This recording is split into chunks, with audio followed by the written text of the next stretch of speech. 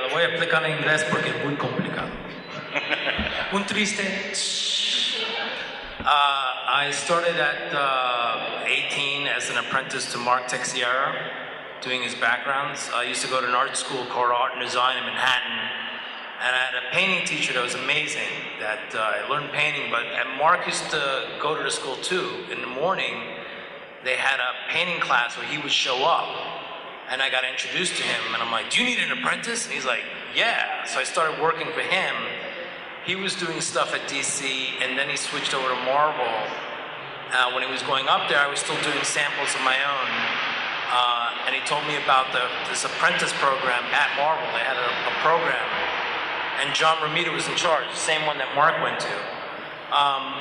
But the thing is, when I went up there to meet him, you know, Mark took me up there and he said, wait right here in the lobby. And I went, and then I waited like 10 minutes, and then 10 minutes later, he goes, get up, get up.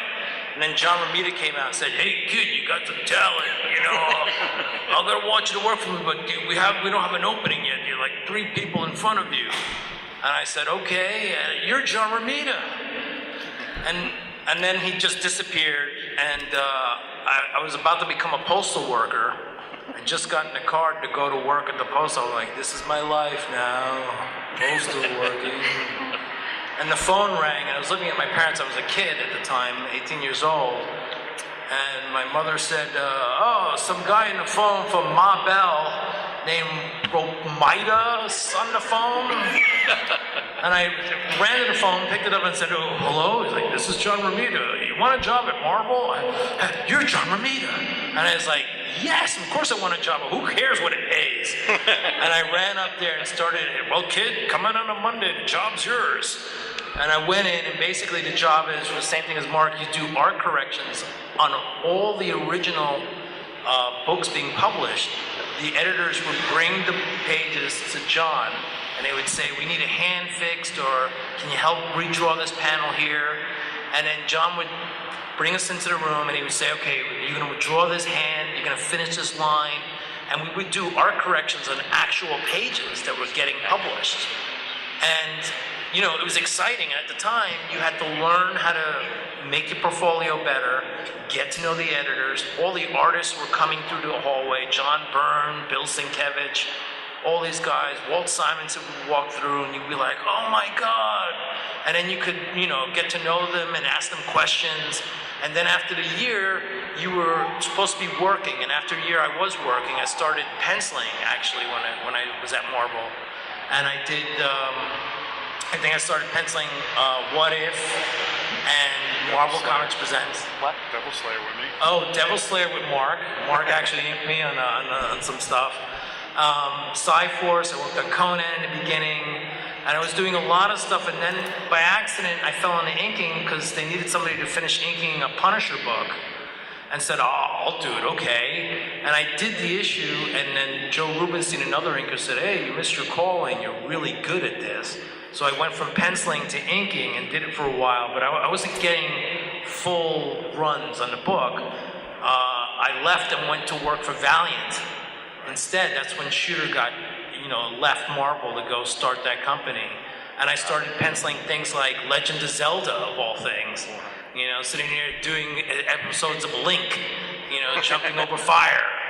And, which was really fun at the time, you know, but they didn't have much work for me because they had so much artwork that they needed to publish. So I had to go back to Marvel. You know, I just left. I said, I'm leaving Conan, bye. I'm going to go do some Legend of Zelda. And then I came crawling back, and they're like, oh, so you're back, huh?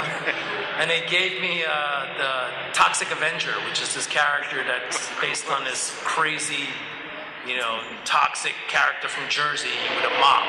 Janitor. Yeah, and I did that for a long time. Then I ended up at DC by accident doing some stuff. And then from there was doing Valiant, and then just kept thinking for a long time, for years and years and years, and worked for many companies at that point. But as far as the changing comics, back then, you know, everything was, you know, you go to the store, you pick up your comic books that you like, and you collected them, and you develop the fan base. The fan base was developed. Now the industry's so changed because movies, as everyone can see the movie all around the world. So more and more people have been interested in comics, but they're not buying them because they're more focused on the movies. So hopefully, the business will change a bit where they'll work where the movie and the comics work together so that people will watch the movie and then go pick up the comics. Digital downloads now, where you can download comics, are great, but you still would like to have the comic in your hand because, everybody likes to go read in the bathroom, So it's always nice to have a copy. Comes in handy two ways, But those are things you don't want to hear. But comic books has changed a lot. It's become global now. Everybody's interested in comics, and it's great. I like it. Because back when I was a kid, it was a very small niche of people that loved comic books.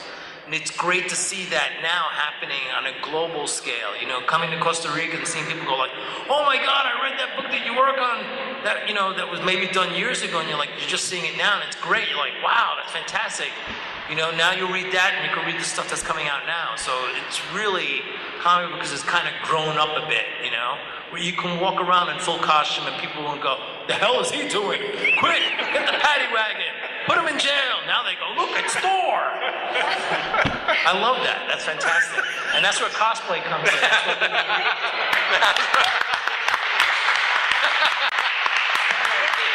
nice transition. What a great intro.